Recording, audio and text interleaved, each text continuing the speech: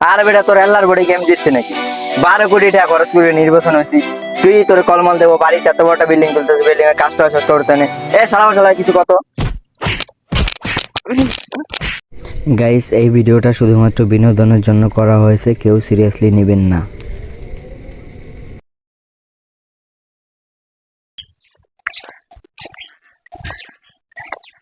আসসালামু আলাইকুম, কি অবস্থা ভাই, কেমন আছেন? ওয়ালাইকুম আসসালাম।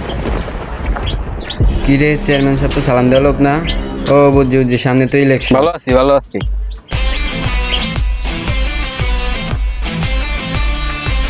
ভাই সামনে তো ইলেকশন, ভোটটা আমারে দিয়ে, ইলেকশন দাঁড়াইছি। না না ভাই, ভোট দেওয়া যাবে না। নির্বাচনের আগে সব নেতারা এসে প্রতিশ্রুতি দেয়, কিন্তু নির্বাচন হওয়ার পর একবার খবর থাকে না। না না ভাই, আমি এরকম মানুষই না, জিজ্ঞেস করেন মানুষের কাছে, ওরা আছে।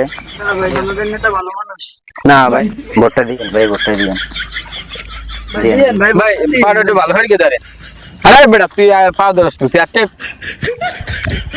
আচ্ছা ভাই, যাই হোক ভোটটা দিয়েন। আচ্ছা ভাই দেবান, তো যাই এখন। আচ্ছা ভাই, হ্যাঁ। আল্লাহ হাফেজ ভাই।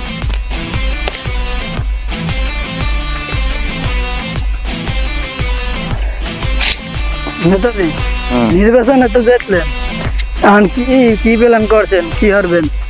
প্ল্যান তো করলাম, সরকারের একটা পাম্পটি দিয়ে একটা তহবিল পাস করে ওই 7 তলা বিল্ডিংটা করছি, 8 তলা কমপ্লিট করবো। এরপর মনে করো জনের দিকে একটু তাকাবো মোটামুটি।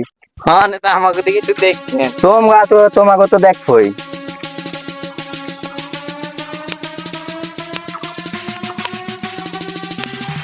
কি অবস্থা?